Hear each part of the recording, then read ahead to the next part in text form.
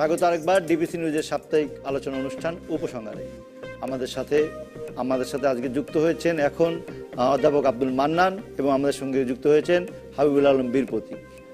দুজনেই আমরা কথা বলবো, তবে এই আলোচনা শুরুর আগে আমরা দিনের প্রধান খবরগুলো জেনে নেব আরও একবার। নাসিরনগরের ঘটনা তদন্তে আলাদা 3টি টিম, দলের কেউ জড়িত থাকলে তাদের বিরুদ্ধে ব্যবস্থা নেওয়া হবে জানালেন আওয়ামী লীগ নেতারা। ক্ষুদ্র ঋণের বদলে আসছে ক্ষুদ্র সঞ্চয়, ঋণের বোঝা এড়িয়ে স্বাবলম্বী হবে জনগণ, দূর হবে দারিদ্র্য, সমবায় দিবসের অনুষ্ঠানে বললেন প্রধানমন্ত্রী। নিম্নচাপের প্রভাবে সারা দেশে বৃষ্টিপাত, সমুদ্র বন্দরে 4 নম্বর সতর্ক সংকেত, পরবর্তী নির্দেশ না দেওয়া পর্যন্ত সব নৌ রুট বন্ধ থাকবে, নৌ চলাচল। বৈরী আবহাওয়ার কারণে বিপিএল পেছালো 3 দিন, 8 নম্বর থেকে নতুন করে খেলা শুরু। শিরোনাম জানানোর আগে আমি বলছিলাম যে আমাদের এই অনুষ্ঠানে এখন যুক্ত হলেন হাবিবুল আলম বীরপতিক এবং অধ্যাপক আব্দুল মান্নান। আমি শুরু করতে চাই হাবিবুল আলম বীরপতিক, আপনাকে দিয়ে। ক্র্যাক প্লাটুনের সদস্য, ঢাকায় অনেক অপারেশন করেছেন 71-এ, যদি একটু ফিরে যান, ইন্টারকন্টিনেন্টাল নাকি অন্য কোনো অপারেশনে? কোনটাতে গেলে কি হবে সেটা তো এই মুহূর্তে তো সবকটাই কিন্তু গুরুত্বপূর্ণ। অবশ্যই। যেহেতু ইন্টারকন্টিনেন্টাল বলা হয়েছে, অতএব ওখানটাই ফেরত যাই। প্রথমটি যেটা ইন্টারকন্টিনেন্টাল হয়েছে 9 জুনে, ঢাকা শহরের বোধহয় প্রথম অপারেশনটাই 9 জুন 1971-এ, এবং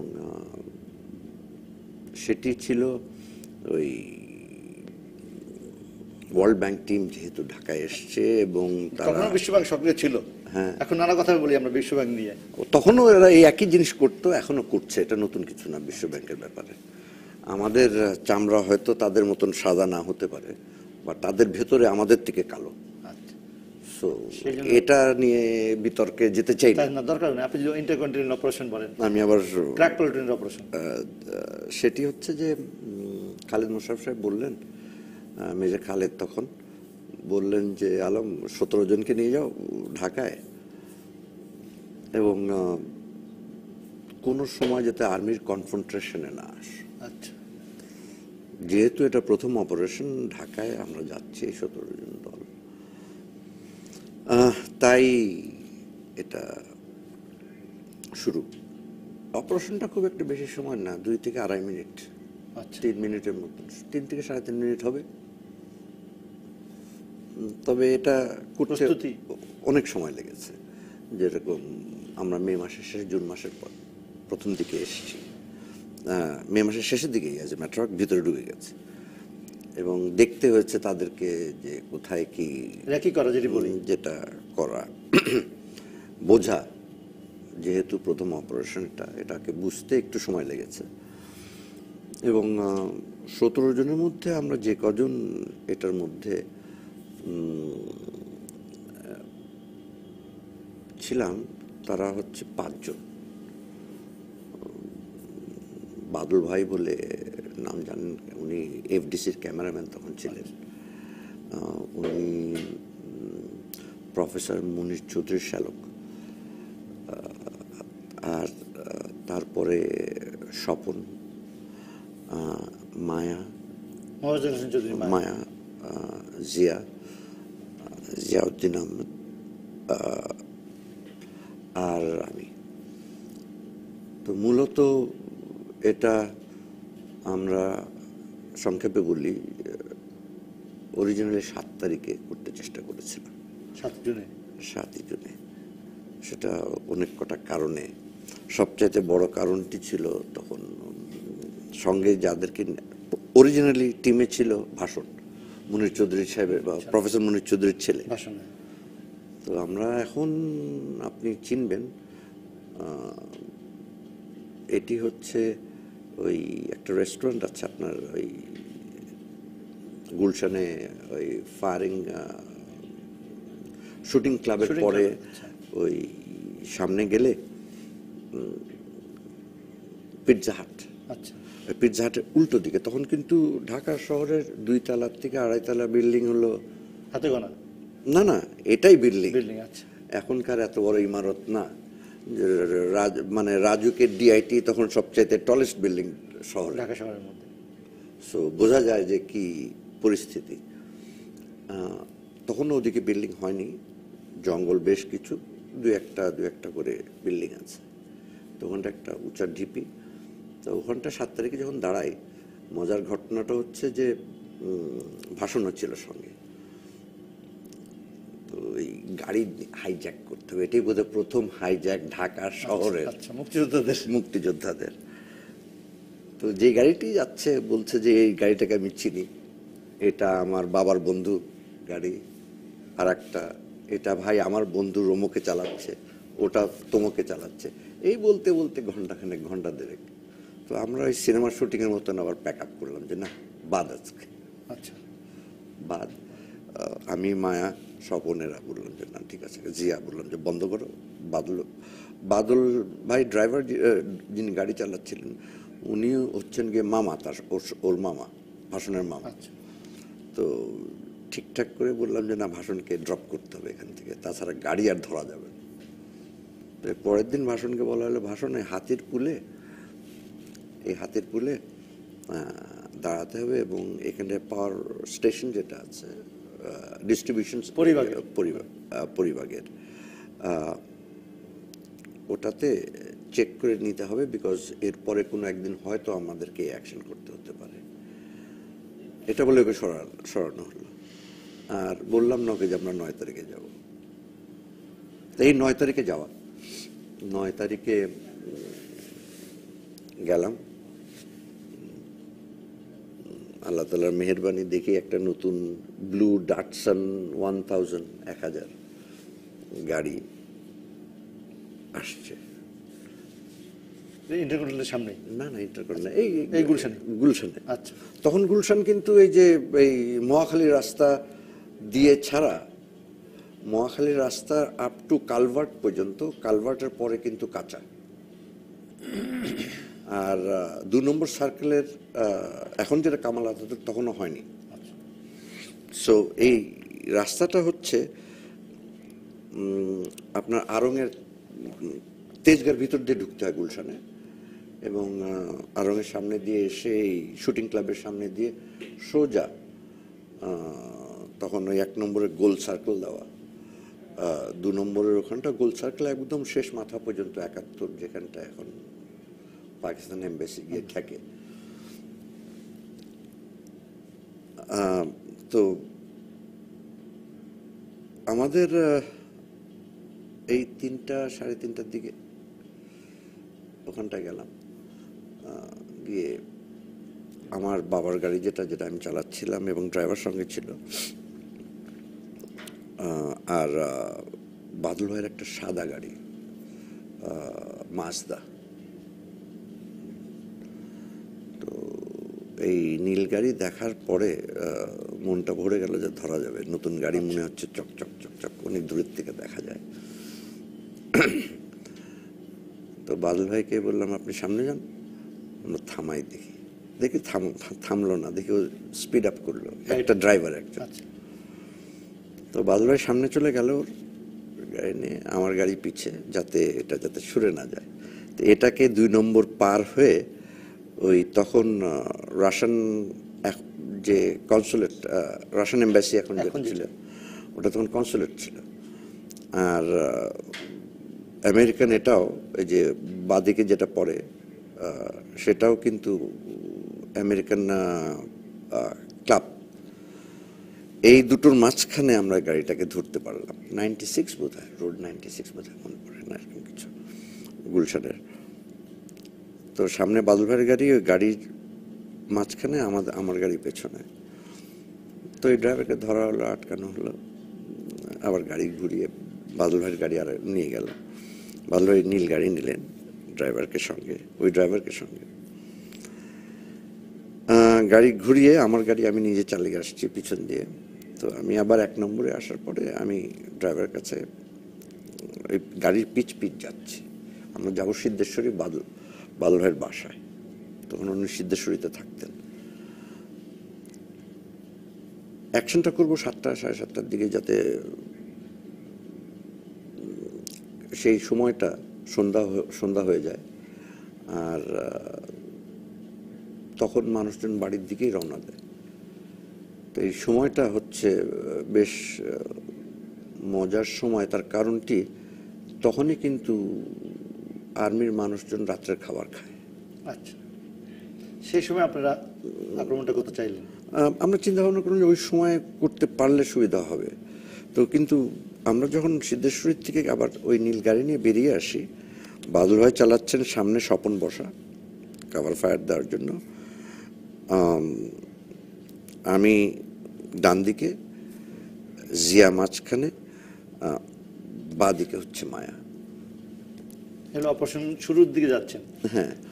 আমি এখানে আপনাকে পাস দিতে বলবো, কারণ আমরা মূল অপারেশনটা শুনবো এরপরে। তার আগে আমি একটু আব্দুল মান্নান আপনাকে ঘুরে আসতে, আপনি যদি শুরুর দিকটা বলেন, মুক্তিযুদ্ধের সময় যেই সময়টির কথাটি। আপনাকে ধন্যবাদ।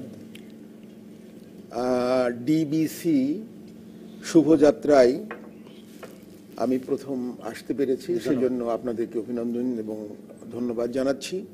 এবং আমি মুজিবনগরের মানুষ, আমাকে আপনারা নভেম্বরে ডেকে মুক্তিযুদ্ধের যে একটা পিক সময়ে আপনারা আমাকে আহ্বান জানিয়েছেন, সেজন্য আপনাদেরকে কৃতজ্ঞতা জানাচ্ছি। যখন মুক্তিযুদ্ধ অংশগ্রহণ করি, তখন আমি এবং আমার স্ত্রী চট্টগ্রাম সরকারি সিটি কলেজে অধ্যাপনা করতাম। সেই জন্য ওনারা ঢাকার খবর যেভাবে বলবেন, আমি জনযুদ্ধের কথা বলবো। আমরা কিভাবে চট্টগ্রাম ক্যান্টনমেন্টকে অতিক্রম করে ধীরে ধীরে নতুন বাবুর বাড়িতে, নতুন বাবুকে হত্যা করার জন্য সাকা চৌধুরীর ফাঁসি হলো, নতুন চন্দ্র সিং, জি নতুন চন্দ্র সিং কুণ্ডেশ্বরীতে আমরা কিভাবে গেলাম, তারপরে আমরা কিভাবে আস্তে আস্তে আগরতলায় গেলাম, এইগুলো কথা, মেলাঘরে ক্যাম্পে আমরা কিভাবে গেলাম, এই সব কথাগুলো আমি স্মৃতির থেকে 45-46 বছর তো হয়ে গেল, এখন বয়সও বাড়ছে, স্মৃতি ম্লান হচ্ছে। তারপরেও যখন মুক্তিযুদ্ধের কথা কেউ বলেন, অথবা মুক্তিযুদ্ধের কথা যখন শোনার সুযোগ হয়, তখন মনটা ভরে যায়। তখন কি কারণে, অথবা অন্য কোনো কারণে, অকারণেও হতে পারে, যে স্মৃতি নাড়া দেয় এবং নিয়ে যায়। তো আমি বঙ্গবন্ধুর 6 দফা এবং 11 দফার পরিপ্রেক্ষিতেই তো আপনার জনযুদ্ধের সূত্রপাত হলো। কারণ এটা রাজনৈতিক ক্ষেত্রেই শুধু সীমাবদ্ধ রইল না। যখন ওরা ক্র্যাক ডাউন হলো 25শে মার্চের রাতে, তখন নির্বিচারে যখন আমাদের জনগোষ্ঠীকে হত্যা করলো, তারপরেই কিন্তু চট্টগ্রামে, তারপরে খুলনাতে, খালিশপুরে বিশেষ করে, এবং সৈয়দপুরে যেসব অঞ্চলে নন বেঙ্গলি মানুষ ছিল, কলোনি ছিল এবং চাকরির সুবাদে তারা ছিল, তাদের সাথে আমরা যারা বাঙালি, এই দেশের মানুষ, আদি মানুষ বলে আমরা দাবি করি, তাদের উপরে তারা চড়াও হয়ে গেল। এবং তারা তখন পাকিস্তান রক্ষা করবার জন্য তারা নানানভাবেই আমাদের উপরে হত্যাযজ্ঞ। এবং চট্টগ্রামে শেরশাহ কলোনি, আমি যেখানে থাকতাম নাসিরাবাদ, যে চট্টগ্রাম মহিলা কলেজের উল্টো দিকে 8 নম্বর জাকির হোসেন রোডে আমি থাকতাম। তো ওইখানে, ওইটাই হচ্ছে ওদের মুখ, আপনার শেরশাহ কলোনির। তো তখন ওই যুদ্ধ শুরু হয়ে গেল। এবং আমি খুব সবিনয়ে বলছি যে চট্টগ্রামের যে মুক্তিযুদ্ধের যে কেন্দ্রক্ষেত্র ভূমি, সেটা ছিল চট্টগ্রাম সিটি কলেজ। কিন্তু কারণ যেহেতু অন্যান্য কলেজগুলো ভালো ছাত্র, ভালো লোক, ভালোর মধ্যে ছিল, এবং এখানে প্রচুর ছাত্র ছিল। তখন তদানীন্তন কায়দে আজম কলেজ, তারপরে ঢাকার, তারপরেই ছাত্র সংখ্যা 3 শিফটে ওখানে পড়ানো হতো চট্টগ্রাম সিটি কলেজে। সেখানে ছাত্রছাত্রীর সংখ্যা তদানীন্তন পূর্ব পাকিস্তানের 2য় পর্যায়ে ছিল। তো এই ছাত্রগুলো একটু সংগ্রামী ছিল। এবং পরবর্তীকালে, এবং একটি ম্যাটার অফ ইনফরমেশন, যে হান্নান সাহেবের নামে চট্টগ্রাম বিমানবন্দরটা করে আবার ফেরত আনা হলো। এই হান্নান সাহেব এবং আমি একই আমি মেহেরপুরের আমঝুপির, আমি এবং উনি আমি চাঁদবিলের, উনি আমঝুপি, একই পাশাপাশি পাড়ার লোক আমরা হান্নান সাহেবের। তো জোহর আহমদ চৌধুরী তখন আমাদের নেতা, আজমি ভাই প্রয়াত হয়েছেন। এবং এখানে হান্নান সাহেব যখন মুক্তিযুদ্ধ হয়, তখন উনি আওয়ামী লীগের সাধারণ সম্পাদক। একটা সাংঘাতিক ক্ষমতাবান, এবং চট্টগ্রামে তো বিহারি অধ্যুষিত, বিহারি ব্যবসায়ী আদমজি বলুন বা অন্যান্য ব্যবসায়ী বলুন, পোর্ট বলুন, সবই তো ওখানে রয়ে গেছে। তো সেই সময়ের জন্য, এবং এখানে একটা হলো কি যে আমার স্ত্রী ওই চাকরির পাশাপাশি উনি রেডিওতে অ্যানাউন্সারও ছিলেন এবং অনুষ্ঠানও পরিচালনা করতেন। উনি শুনলেন মানে বৈবাহিক সম্পর্কে ডক্টর এয়ার মল্লিক, প্রতিষ্ঠিত ভাইস চ্যান্সেলর চট্টগ্রাম বিশ্ববিদ্যালয়ের উপাচার্য, তিনি আমার স্ত্রীর কাজিনের হাজব্যান্ড। তো চট্টগ্রাম বিশ্ববিদ্যালয় থেকে টিচাররা প্রোগ্রাম করতে এসেছিল এই চট্টগ্রাম বেতারে। তখন ওই মারামারি শুরু হয়ে গেছে ইত্যাদি।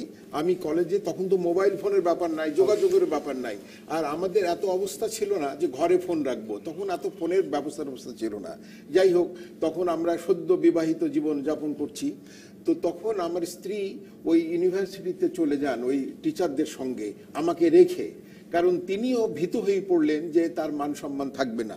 যদি তিনি না যেতেন তাহলে স্বাধীনতার ঘোষক হতেন না, তবে স্বাধীনতার ঘোষণাটা পাঠ যেহেতু তারই, যেমন আপনি এখন পরিচালনা করছেন, তিনি যেহেতু এখানে পাঠিকার রেগুলার ছিলেন, হয়তো পেতেন। সেই সৌভাগ্যটা তার হয়নি।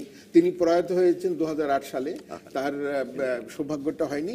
কিন্তু এখানে আমাদের একটা সুবিধা ছিল যে আমরা যেহেতু পশ্চিমবাংলার কাছের মানুষ, আমাদের উচ্চারণটা একটু শুদ্ধ ছিল।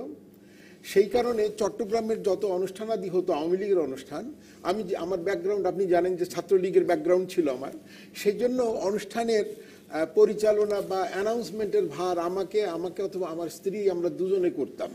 এবং হান্নান সাহেব যেহেতু আমার গ্রামের লোক, আমার সিনিয়র ভাই, সেহেতু আমরা বাইরের লোক হলেও চট্টগ্রামের আওয়ামী লীগের ভিতরে আমাদের একটা পরিচিতি, আমাদের একটা অবস্থান আমরা তৈরি করতে পেরেছিলাম। যাই হোক না কেন, যাই হোক, তারপরে ধীরে ধীরে যখন চট্টগ্রাম ক্যান্টনমেন্ট থেকে আর শহরের সঙ্গে আর যোগাযোগ করা গেল না, ব্রিগেডিয়ার মজুমদার তখন ক্যান্টনমেন্টের দায়িত্বে, উনি তখন চট্টগ্রাম, তাই তো বলছি, আমি ঠিক বলছি তো? ব্রিগেডিয়ার মজুমদার তখন উনিও আবদ্ধ হয়ে যাচ্ছেন। তো আমি এক সময় রাঙ্গুনিয়া কলেজে, যখন আমার ব্যাচেলার ছিলাম জীবনের প্রথম দিকে, তখন আমি রাঙ্গুনিয়া কলেজে চাকরি করেছি। তো আমি আমার স্ত্রীর সঙ্গে মিলিত হবার জন্য আমি জানতে পারলাম যে ওনারা চট্টগ্রাম বিশ্ববিদ্যালয় থেকে ওই দিকে কুণ্ডেশ্বরীর দিকে সবারই সঙ্গে উনি চলে যাচ্ছেন। সেখানে ডক্টর এয়ার মল্লিকের নেতৃত্বে প্রফেসর আনিসুজ্জামান এখনো বেঁচে আছেন, তারপরে সৈয়দ আলী হাসান এক সময় জিয়াউর রহমান সাহেবের ক্যাবিনেটে ছিলেন, ভাইস চ্যান্সেলর ছিলেন, কবি উনি ছিলেন, তারপরে আরো সমস্ত শিক্ষকরা ছিলেন, মাহবুব তালুকদার, কবি মাহবুব তালুকদার, জি, এনারা সব ছিলেন। তখন আমি আপনার ওই রাঙ্গুনিয়া কলেজ হয়ে কাপ্তাই হয়ে ওনাদের সাথে ওই দিক দিয়ে ঘুরে, যেহেতু ওই দিকে আমার জানাশোনা ছিল, ওই দিক দিয়ে গিয়ে আমরা মিলিত হলাম ওইখানে নতুন বাবুর কুণ্ডেশ্বরীর বাড়িতে। এবং নতুন বাবুকে আমি তো খুবই চাকরির ক্ষেত্রে এবং বয়সের সীমানায় আমি তো খুব জুনিয়র মানুষ, কিন্তু এই সিনিয়র আমার শিক্ষক তুল্য যারা, তারা সবাই ওনাকে অনুরোধ করলো যে আপনি আমাদের সঙ্গে চলুন। তো উনি বোধহয় একটা 25 ভরি বা ওইরকম 30 ভরি ওজনের একটা হার পরতেন, এই পর্যন্ত সোনার হার, খালি গায়ে থাকতেন, মানে একটা ঋদ্ধ মানুষ। তিনি দেবতার মতো বসে থাকতেন একটা ঘরে, গোল ঘরে। তিনি বললেন যে আমার মা এবং মাটি আমার এক, আপনারা যান, আমি আমার পরিবারকেও যেতে বলবো, কিন্তু আমি এই ভূমি ত্যাগ করে যাব না, আমি যেতে পারি না। তো যাই হোক, আমরা যে যেমন পারলাম আস্তে আস্তে দিকে যেতে লাগলাম। যেদিন গেলাম তারিখটা আমি এখন বলতে পারছি না, কারণ আমি রেডি হয়ে আসিনি ওইভাবে, আমার ডায়েরি দেখে আসতে হতো। তো যেদিন গেলাম তার পরের দিন আমরা শুনলাম যে নতুন বাবুকে সাকা চৌধুরী হত্যা করলো। আচ্ছা, এই খবরটা। এবং আমি খুবই ধন্যবাদ দিই প্রফেসর আনিসুজ্জামানকে যে এই মামলার আনিসুজ্জামান সাহেব সাক্ষী দিয়েছেন, কিন্তু আন্তর্জাতিক ট্রাইব্যুনালে সাক্ষী দিয়েছেন, আরো যাদের সাক্ষী দেওয়ার কথা ছিল উনি দিয়েছেন। এবং সাকা চৌধুরীর দুর্ব্যবহার করতেন আনিসুজ্জামান সাহেবের মতো একজন সর্বজন শ্রদ্ধ ব্যক্তিকে। উনি ওই ডকে বসে, ওই যে আসামির এতে বসে, চেয়ারে বসে, ওখান থেকে তিনি অশ্লীল কথা বলেছিলেন। কিন্তু আনিসুজ্জামান সাহেব দেশপ্রেমিক, তিনি হচ্ছেন আমাদের ঋদ্ধ মানুষ একজন, আমাদের অভিভাবক, আমাদের ভাষার, আমাদের সংস্কৃতির, আমাদের সাহিত্যের অভিভাবক। সেজন্য তিনি তার কথায় বিগলিত না হয়ে বা কষ্টকে না নিয়ে তিনি সাক্ষী দেওয়ার যা বলেছেন, এবং আমি খুবই খুশি হয়েছি যে তার সাক্ষীটা কার্যকারী হয়েছে, কাজে লেগেছে এবং দণ্ড কার্যকরী। আমরা এইটির ব্যাপারে আবার যাব বিরতির পর। দর্শক আমাদের সঙ্গে থাকুন, বিরতির পর আমরা আবার ফিরে আসবো 2 নম্বর সেক্টরের ক্লার্ক প্লাটুনের সদস্য হাবিবুল আলম বীর প্রদীপ এবং অধ্যাপক আব্দুল মান্নানের কাছে। আমাদের সঙ্গেই থাকুন।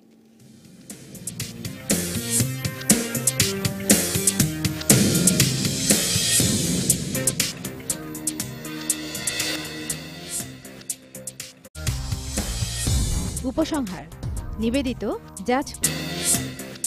আমরা ফিরে এলাম বিরতির পর। আমি হাবিবুল আলম আপনার কাছে যাব। আপনি অপারেশনের প্রস্তুতিতে ছিলেন, গাড়ি নিয়ে রওনা হয়েছেন।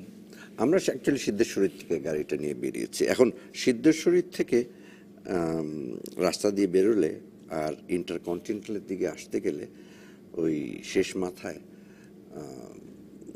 ওই এখন অফিসার্স ক্লাব পার হয়ে এই রাস্তা দিয়ে এখন আসা যেত, এবং এখনো সেই রাস্তাটা ঠিকই আছে। খালি যেটা নাই সেটি হচ্ছে আগে ওই বাঁদিকে এখন যেটা রাষ্ট্রীয় ভবন, ওটা প্রেসিডেন্ট হাউস ছিল, আর এটাতে মোড় ঘুরলেই তখন এখানে একটা বিরাট পুরনো গাছ ছিল।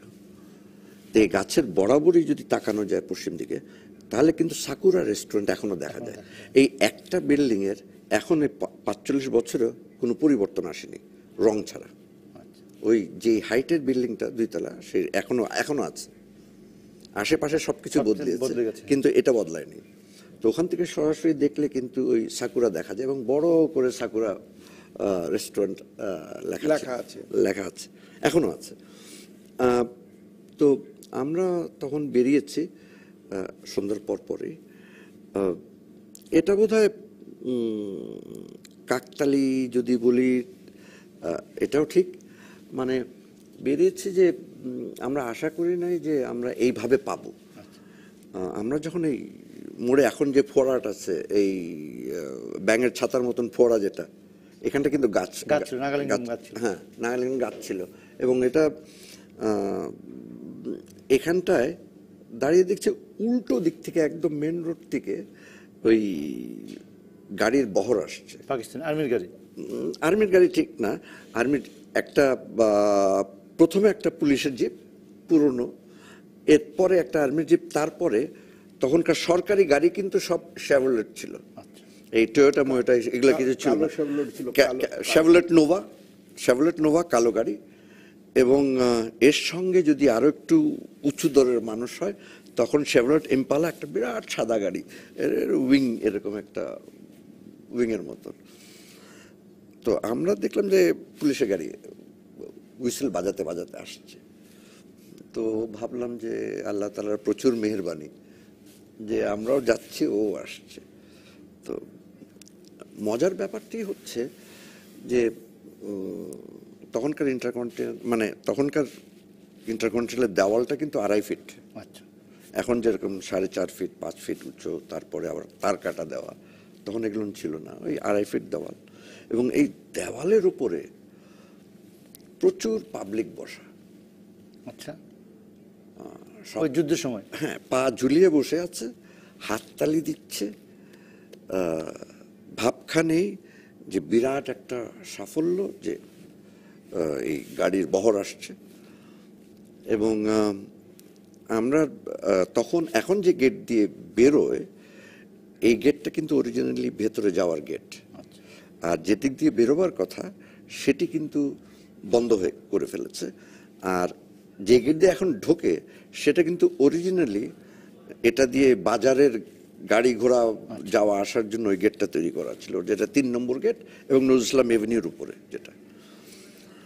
তো আমরা এই ভিতরে না ঢুকে ওই ইন এবং আউটের মাঝখানে এখানটা একটা ছোট্ট একটা দরজা, করিডোর, মানে সুইং ডোর ছিল, যখন থেকে হেঁটে পোর্চে যাওয়া যায়। পোর্চ থেকে একদম সোজা তখন ইন্টারকন্টিনেন্টাল একটা সুইং ডোর আছে, সুইং ডোর ছিল। তো ওটা দিয়ে ঢোকা ভিতরে, ওটা হলো ইন। আমরা, বাদল ভাই বললো যে না ঠিক আছে, আর ভিতরে যাওয়া যাবে না, ওটা ঢুকুক। আমরা গিয়ে ওই বহরটি ইন্টারকন্টিনেন্টাল হোটেলে ঢুকছে, আর আমরাও গিয়ে ওখানটা গিয়ে গাড়ি থামালাম, থামিয়ে বসে আছে যে গাড়িগুলো পাস করুক। তো গাড়ি যখন পাস করছে, পাস করার পরে, শেষ গাড়ি পাস করার পরে দেখলাম কালো শেভরলেট নোভা একটা দুটো, তারপরে মাঝখান দিয়ে একটা সাদা গাড়ি, বিরাট একটা শেভরলেট ইম্পালা, তারপরে ডিসি সাহেবের গাড়ি, আচ্ছা সেটাও কালো নোভা গাড়ি, 002 ঢাকা ক 002। আচ্ছা, তো পেছনে আবার পুলিশের গাড়ি। তো আমরা নেমে, হাতে আমাদের কাছে কিন্তু খুব একটা বেশি কিছু না, কিন্তু কোনো প্রহরী, ইন্টারকন্টিনেন্টাল নিরাপত্তা কেউ কিছু বলছেন আপনাদের? এটা তাদের প্রয়োজন বোধ করেনি। আচ্ছা, মানে মনে করে ধরেই নিয়েছে যে বাঙালি আর দাঁড়াতে পারবে না, মেরুদণ্ড ভেঙে দেওয়া হয়েছে। তো আমরা ওখানটায় জিয়া, আমি, মায়া আর স্বপন একটু দূরে দাঁড়িয়ে, আর গাড়ি স্টার্ট করে রেখে দিয়েছেন। আমি জানি না আপনারা এখনকার ফুটপাতের সঙ্গে তখনকার ঢাকা শহরের ফুটপাত কিন্তু 1 ফিট থেকে 1.5 ফিট উঁচা থাকতো, এবং ফুটপাতটা কিন্তু একটা রিক্সার স্পেস ছিল, তারপরে ফুটপাত ছিল। আচ্ছা, এখন যেটা নাই। সো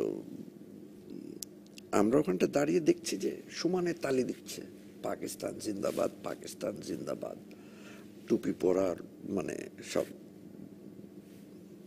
কায়দার মানুষজন পা ঝুলিয়ে পাকিস্তান নিয়ে মশগুল। মোর অ্যাবসলুটলি, মানে আমরা যে পিছিয়ে এসে যে 3জন 4জন দাঁড়ালাম, কেউ কোনো ভ্রুক্ষেপ করছে না, তাদের মাথায় চিন্তায় আসছে না। তো নীলগাড়িটা দাঁড়ানো, স্টার্ট দেওয়া, দাঁড়ালাম। তো দেখি কালো জিপটা সরে আসলো, কালো গাড়ি আসলো, জিয়া অলরেডি একটা লব করেছে। আচ্ছা, তো লব করেছে, গাড়ির মধ্যে পড়ে না, পড়তে পড়তে গিয়ে সামনে গিয়ে পড়েছে। তো গাড়ি পাস করে সাদা গাড়িটা যখন এসছে, এরপরে আমি অথবা মায়া যে কোনো একজন আমরা ফেলেছি। সাদা গাড়িটা যখন এসছে, ওটার জিয়া আর একটা মেরেছে। এটা গ্রেনেড না? গ্রেনেড, জাস্ট গ্রেনেড, এটা কোনো ফায়ারিং না, জাস্ট গ্রেনেড। তো ওই গাড়ির কাঁচ খোলা ছিল, তো ও যখন মেরেছে কাঁচের ভিতর পড়ে আমরা খালি দেখলাম গাড়িটা ধাপ করে আওয়াজ, গাড়িটা উপরে উঠলো, ধাপ করে পড়ে গেল, আবার বসে গেল। তো এই বসা দেখার যে আনন্দটা, এটা তো এই মুহূর্তে আমি যতই বলি না কেন সেটা আসবে না, সেটা আসবে না। এবং তখনই সবাই টনক নড়লো যে একটা কিছু হচ্ছে, কেন গ্রেনেড ফুটতে তো 1 2 3 4 5 6 7 8 সেকেন্ড লাগে। আর ইন্ডিয়ান গ্রেনেড তখনও টের পায়নি, বিকজ প্রথম অ্যাকশন ঢাকা শহরের ভিতরে। এইগুলো যে মাঝে মাঝে ব্লাফ দেয়, এগুলো টের পেলাম ওখানটায়। এই অ্যাকশনে গিয়ে টের পেলাম যে মাঝে মাঝে কাজ করে না। তো এর পরেও আর একটা ছুড়ে আমরা কিন্তু আবার গাড়িতে বসে গেছি, কেন আমরা দেখলাম যে যখন গাড়িটা উঠে গেছে, নাথিং বিগ। কিন্তু এর পরে ওই গ্রেনেডগুলো কিন্তু পরে বাস্ট করে, এবং এতে ইনজুরি কিন্তু বেশ হয়। তো আমরা সেটার জন্য আর দেরি করি, আমরা গাড়িতে উঠে সামনে আবার গিয়ে ওই চক্করের সামনে গিয়ে, এখনো কিন্তু ঘুরে আসতে হয়, ওখান থেকে ঘুরে তখন ওই কোনো কারণে ওই আইল্যান্ডটা ছিল।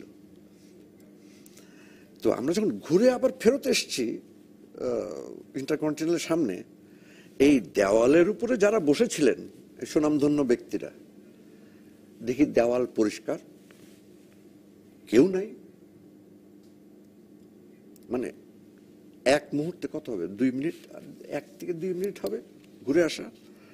কিন্তু আমরা যখন ওই গাছটার কাছে এসছি, তখন দেখি ওখান থেকে আবার আমরা ফেরত যাব, দেখি যে ওখানটায় সব টুপি, লুঙ্গি, স্যান্ডেল পড়তে পড়তে পড়তে পড়তে পড়তে পড়তে কাকেল মসজিদ।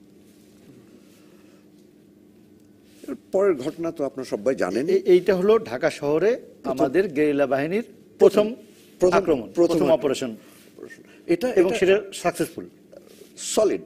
কেননা ওনারা এসেছিলেন, সঙ্গে বলা হয়েছিল, এবং উইচ ইজ অফ ফ্যাক্ট, সাদা গাড়িতে প্রিন্স সাদরুদ্দিন আগা খানের থাকার কথা। UNHCR এর উনি তখন সভাপতি, ইউনাইটেড নেশনস এর UNHCR শরণার্থী বিষয়ক হাই কমিশন, হ্যাঁ উনি হাই কমিশনার। এবং উনিও এসছেন ওয়ার্ল্ড ব্যাংক টিমের সঙ্গে। কেন ওনাকে বলা হয়েছে, খালিদ মোশাররফ বললেন যে জানো নাকি তোমরা, বলা হয়েছে যে বা ঢাকার ভেতরে বা কোনো ডিস্ট্রিক্ট টাউনের ভেতরে মুক্তিবাহিনীর কোনো না, মুক্তিবাহিনী না, আচ্ছা কারো কোনো অস্তিত্ব নাই, সেটা মুক্তিবাহিনী হোক বা বাঙালি হোক, সরকারের পুরা নিয়ন্ত্রণে আছে। তো এই নিয়ন্ত্রণটা দেখাবার জন্য পাকিস্তান আর্মি তাদেরকে স্কোয়াড দিয়ে পাঠিয়েছে। আমাদের দায়িত্ব এটা যে তাদের নিয়ন্ত্রণে না, এটাই বোঝানো। তো এই বোঝানোটা দরকার ছিল। এবং এটা ঠিক যখন আমরা ঘটালাম 7টা সাড়ে 7 দিকে, ঠিক 8:30 BBC থেকে কিন্তু অ্যানাউন্সমেন্ট হলো। আচ্ছা, BBC থেকে অ্যানাউন্সমেন্ট হলো যে এখানটায়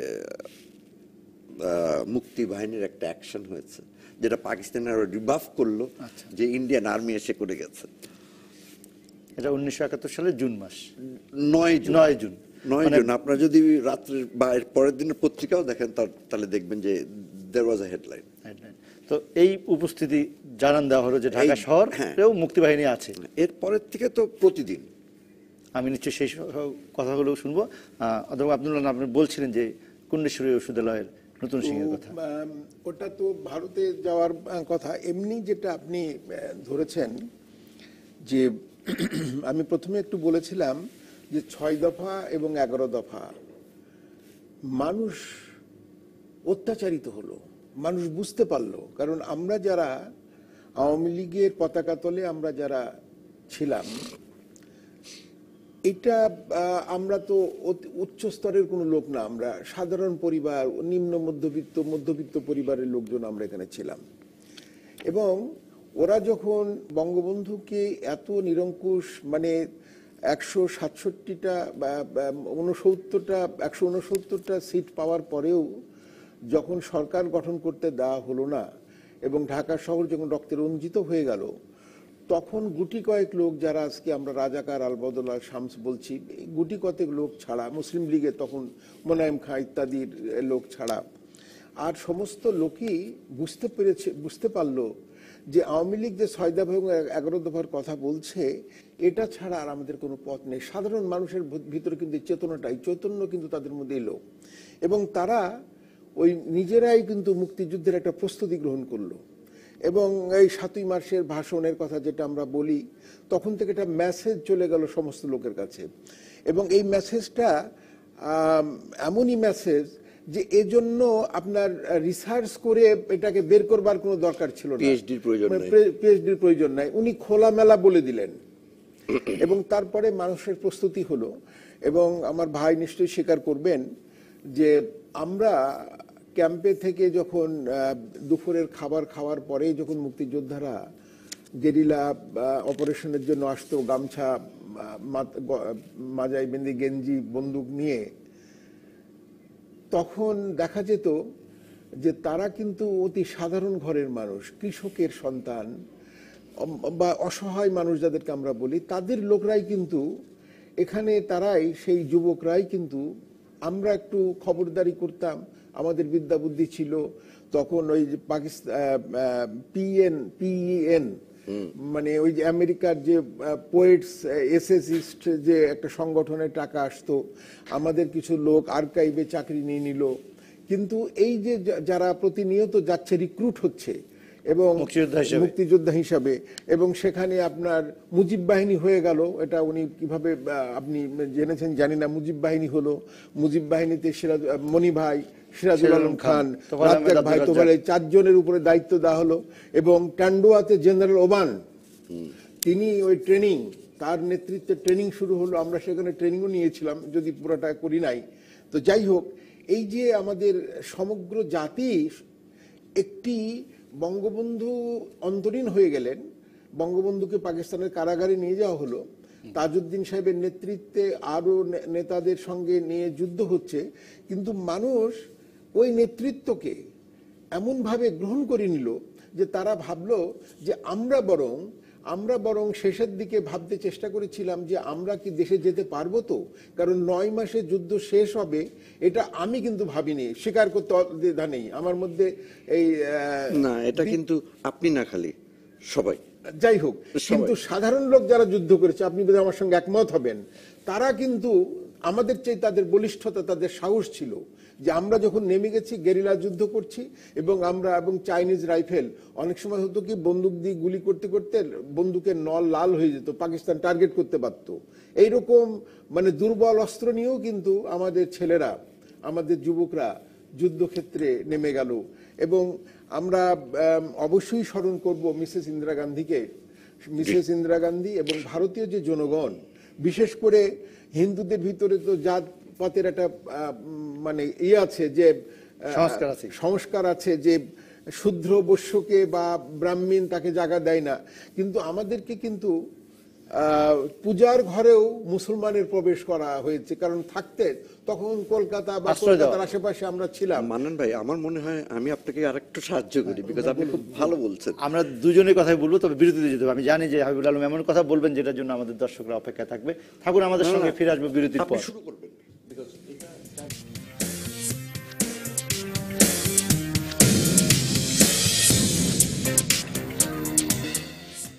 আবারও আমন্ত্রণ উপসংহার অনুষ্ঠানে, যেখানে আমরা আলোচনা করবো এই পুরো মাসব্যাপী এবং আমাদের এবারের বিষয় আমরা বলেছি যে মুক্তিযুদ্ধ জনযুদ্ধ। অথবা আব্দুল মান্নান বলছিলেন যে কিভাবে সাধারণ মানুষ যুক্ত হচ্ছে। এক সেকেন্ড একটু বলে নি, যখন আগরতলায় আমরা পৌঁছলাম তখন মিসেস গান্ধী আগরতলায় এসেছিলেন ক্যাম্পে, এবং তখন আমাদের রাষ্ট্রদূত হয়েছিলেন এবং আমাদের আওয়ামী লীগের নেতা ছিলেন, তিনি বাণিজ্য মন্ত্রী ছিলেন এমআর সিদ্দিকী সাহেব, একে খান সাহেবের জামাতা। তিনি মিসেস গান্ধীকে, মানে একটা বিস্ময়ের ব্যাপার, মিসেস গান্ধীকে এই প্রথম সামনে দেখছি আমি, এবং ওনাকে প্রশ্ন করলেন উনি যে আপনি আমাদেরকে স্বীকৃতি দেন। তো উনি কি উত্তর দিয়েছিলেন জানেন? মানে কত বড় ডিপ্লোম্যাট, স্টেটসম্যান হলে সম্ভব হয়। উনি বললেন, আমি স্বীকৃতি না দিলে আপনারা আমার দেশে প্রবেশ করলেন কি করে? আর কোন উত্তর নাই। সেখানে ডক্টর মল্লিক, আনিসুজ্জামান, এমআর সিদ্দিকী সাহেব, সমস্ত বিখ্যাত বিখ্যাত লোক আমাদের ছিলেন ওইখানে। এটা হলো, মিসেস গান্ধী এত নির্যাতন সহ্য করেছেন পাকিস্তানপন্থী এবং তখনকার নিক্সন সরকারের, চাইনিজ সরকারের, সৌদিরা কিছু ওইভাবে না বললেও তাদের যে নির্যাতন মানে ভুট্টো তো, আমি কোনো মানুষকে খুব গাল দিতে পছন্দ করি না, কিন্তু তাকে গাল না দিয়েই বলতে চাই যে সে মিসেস গান্ধীকে ইউএনএ তো বলল যে ও ম্যান, মিসেস গান্ধী মতিলাল নেহরুর গ্র্যান্ডডটার, নেহরুর কন্যা প্রিয়দর্শিনী ইন্দিরা গান্ধীকে তার যে লেখাপড়া, তার 6 বছর বয়সে তার বাবা তাকে যে চিঠি লিখেছিল, সেই চিঠি বোঝার যে মানুষ, সেই মানুষকে ওম্যান বলা যায় কি না, এটা আমাদের এই উপমহাদেশের কালচারে ছিল না।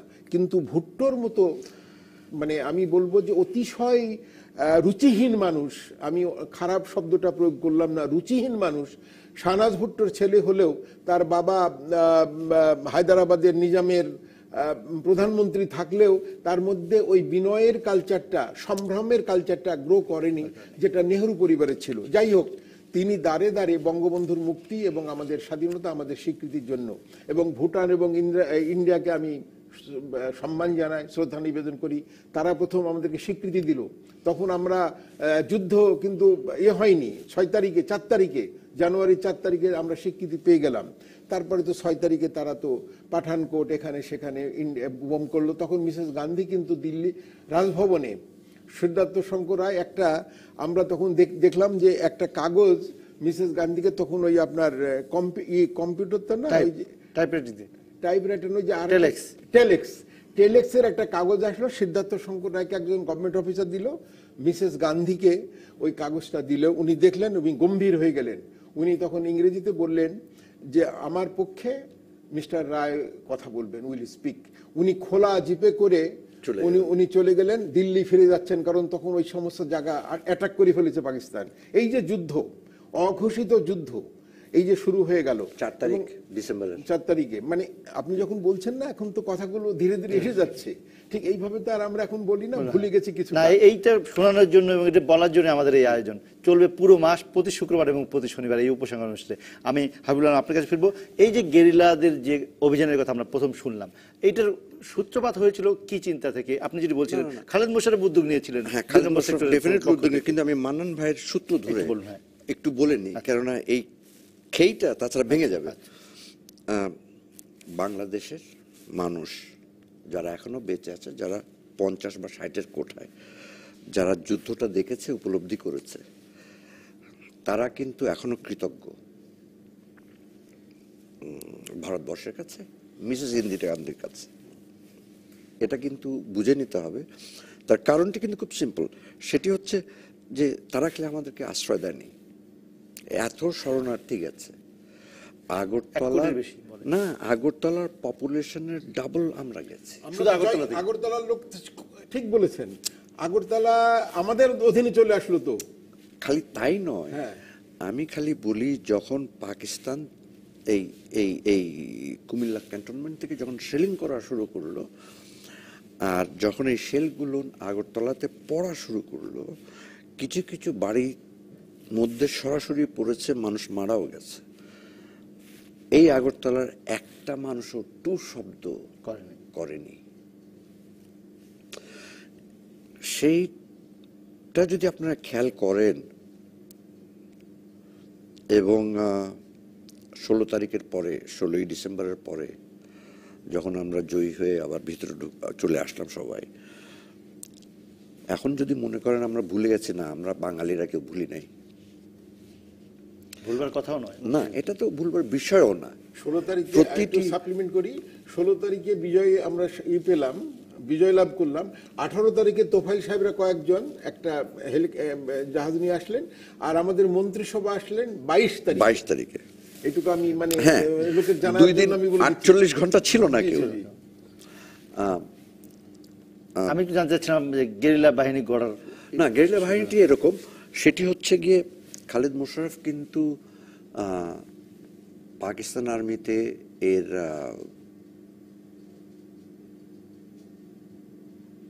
70-এর দিকে উনি জার্মানির দিকে ব্ল্যাকউড বলে যেই গেরিলার যুদ্ধটা আছে, ওটার উপর ট্রেন্ড হয়ে আসছেন। এবং আমি জানি না আপনারা জানেন কিনা, খালেদ মোশাররফ সাহেব কিন্তু ঢাকা কলেজের ছাত্র, এবং উনি তখন ঢাকা কলেজের সাংস্কৃতিক সম্পাদক ছাত্রলীগের। এখান থেকে উনি কিন্তু আর্মিতে জয়েন করেন। সো ব্যাকগ্রাউন্ড কিন্তু তার আছে।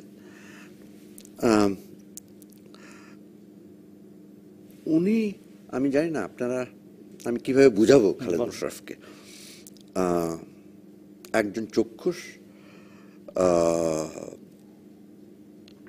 কমান্ডার, অধিনায়ক। স্ট্র্যাটেজি যদি কারো হাত থেকে বেরিয়ে থাকে এই 9 মাস, ইট ওয়াজ খালেদ মোশাররফ। স্ট্র্যাটেজিক ওয়ারফেয়ার বলতে যেটা বোঝায়। এবং উনি প্রথম যখন শুরু করলেন এবং যখন বললেন, খুব সিম্পল কথাবার্তা দিয়ে শুরু করেছেন। আমি এপ্রিল মাসের কথা বলছি, মার্চ মাসের 25, আমরা এপ্রিল মাসের 7-8 তারিখে, 8 তারিখ কি 9 তারিখে জয়েন করেছি মতিনগরে। প্রথম দিন যখন আসলেন, এসে বললেন, উনি চাচ্ছিলেন ইউনিভার্সিটির ছাত্র, আমরা প্রথম ব্যাচ, প্রথম গ্রুপ ইউনিভার্সিটির 6 জন আমরা। উনি খুব সিম্পলি বললেন যে, আমি চাই লেখাপড়া করা ছেলেরা যাতে জয়েন করে, এবং তারা যাতে আমার এই আর্মির সঙ্গে, যারা রিভল্ট করেছে, এই 4th বেঙ্গল রিভল্ট করেছে, মজার ব্যাপার, 2nd বেঙ্গল রিভল্ট করেছে, 4th বেঙ্গল রিভল্ট করেছে, আর 8th বেঙ্গল রিভল্ট করেছে। মানে বেঙ্গল রেজিমেন্ট যারা ছিল পাকিস্তান, আরো ছিল যারা করেনি। হ্যাঁ, সেটাই। তবে এই 3টে করেছে। তো উনি খুব সহজ ভাষায় বললেন যে, দেখো, তোমাদেরকে চিন্তা করতে হবে, তোমরা খামাখা ঢাকায় বা চট্টগ্রামে বা ময়মনসিংহে বা যেখানটাই হোক বসে আর্মির কাছে মারা যাবে না যুদ্ধ করে মারা যাবে, সিদ্ধান্ত তোমাদেরকে নিতে হবে। কেন তোমরা কিন্তু যদি ফেরতও যাও, আমি না করব না, কিন্তু ফেরত গিয়ে আর ফেরত আসতে পারবে না, কেন আমরা তোমাদেরকে নেব না। নিয়মই নাই সেটা, বিশ্বাসের ব্যাপার থাকে। হ্যাঁ, অনেক কিছু থাকে। সো Warfare strategy হ্যাঁ, বলে উনি খুব স্পেসিফিক্যালি বললেন যে যুদ্ধ করতে হবে এবং দেশটাকে স্বাধীন করতে হবে। যারা এই ব্রত এই মাইন্ডসেট নিয়ে এসছে তারা জয়েন করো। একটা জিনিস আমি গ্যারান্টি দিতে পারছি না, সেটি হচ্ছে গিয়ে যে যুদ্ধের পরে কি হবে। আচ্ছা, আমার দায়িত্ব যুদ্ধটাকে পরিচালনা করা, যুদ্ধটাকে শেষ করা এবং তোমাদেরকে নিয়ে শেষ করা আমার দরকার। তখন বললেন যে আমি গেরিলা ওয়ারফেয়ারটাকে শুরু করব এবং তোমাদের হাতে 14 দিন 15 দিন কি 20 দিন সময় আছে এবং ক্যাপ্টেন হায়দার আছে, সে তোমাদেরকে ট্রেন আপ করবে। হুদা কি তখন ছিল? ক্যাপ্টেন হুদা না, তখন হায়দারই ছিলেন না, ক্যাপ্টেন হুদা তখনও এখানটা না। কোন হুদা? পরে যে খালিদ মোশাররফের সাথে যিনি মারা গেলেন। না, কর্নেল হুদা তখন এসে দিনাজপুরের দিকে। আপনি হায়দারের কথা বলছেন? হ্যাঁ, উনি দিনাজপুরে। মেজর হায়দার সেক্টর 2-তে, খালিদ মোশাররফ সেক্টর 2-তে, কর্নেল হুদা হচ্ছেন সেক্টর 6-এ। আপনারা গেরিলা বাহিনীর জন্য রিক্রুট হলেন কিভাবে? আমরা বলছিলেন আপনি যে শিক্ষিত ইউনিভার্সিটির ছাত্র। আমার আগে আমি সেকেন্ড প্লাটুনে জয়েন করি। ফার্স্ট প্লাটুনটা কেবল শেষ হয়েছে। ওখানটায় একজন যার নাম আপনারা জানেন, এম.এ. আজিজ, বীর প্রতীক, ও একমাত্র যাকে পেলাম ছাত্রলীগের সভাপতি ঢাকা কলেজের, ভিপি। ও তখন ওটা প্লাটুন কমান্ডার একের।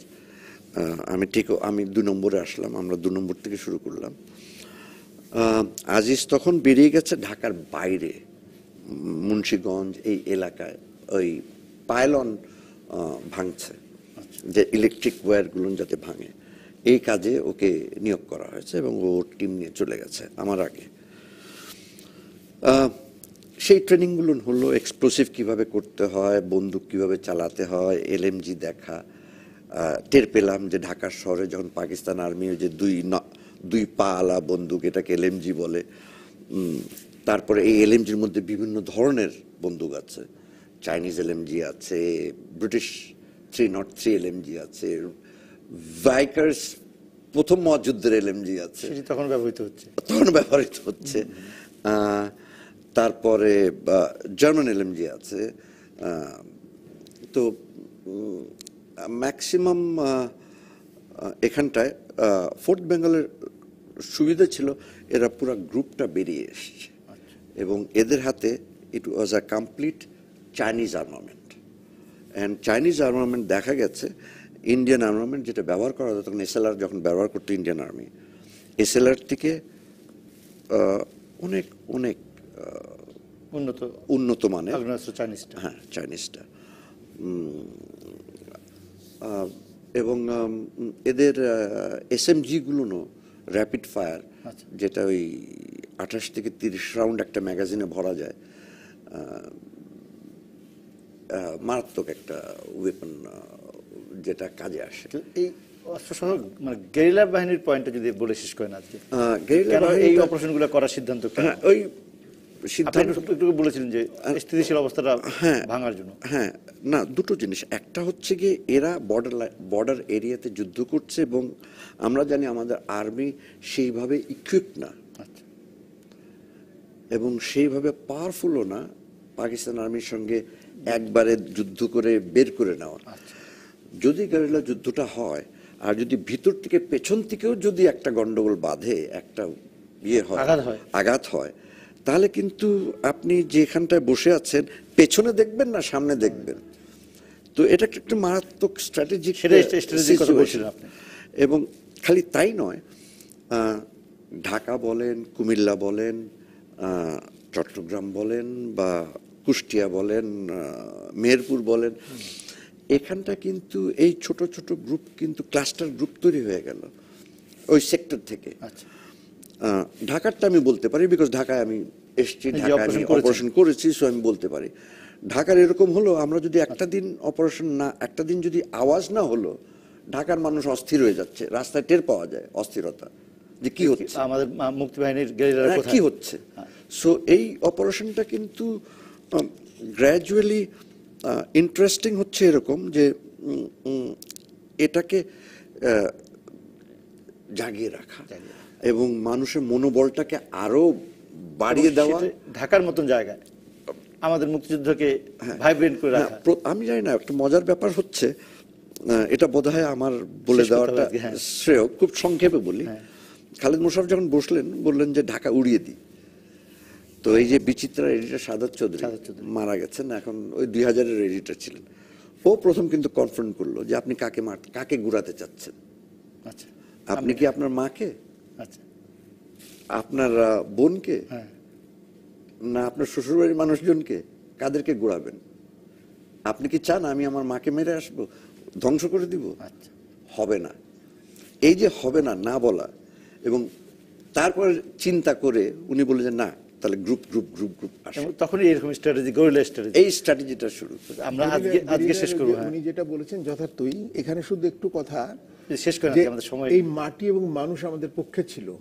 গেরিলা ওয়ারফেয়ারের নিয়ম হচ্ছে যে মাটির সাপোর্ট, আপনি যেখানে আসবেন 10 জন সাথে করে, তার সাপোর্ট থাকতে হবে। তার এখানকার লোকাল সাপোর্টটা, পাকিস্তান আর্মি টোটালি এই সাপোর্টটা তারা হারিয়েছিল। শেষ এবং হয়ে গেছিল। সেজন্য সেজন্য আমরা আমাদের গেরিলা বিজয়টা, ওয়ারফেয়ারে আমরা জয়লাভ করতে পারছিলাম। এবং আমরা চূড়ান্ত জয় এসেছিল 16 ডিসেম্বর। আমরা এই আলোচনা অব্যাহত রাখবো। অধ্যাপক মামদান, আপনাকে ধন্যবাদ, এবং হাবিবুল আলম বীরপুর থেকে আপনাদের নিশ্চয়ই পরবর্তীতে আবার কোনো এক সময় আমরা এই মুক্তিযুদ্ধকে নিয়ে আমাদের বসবো আমাদের উপসংহার অনুষ্ঠানে।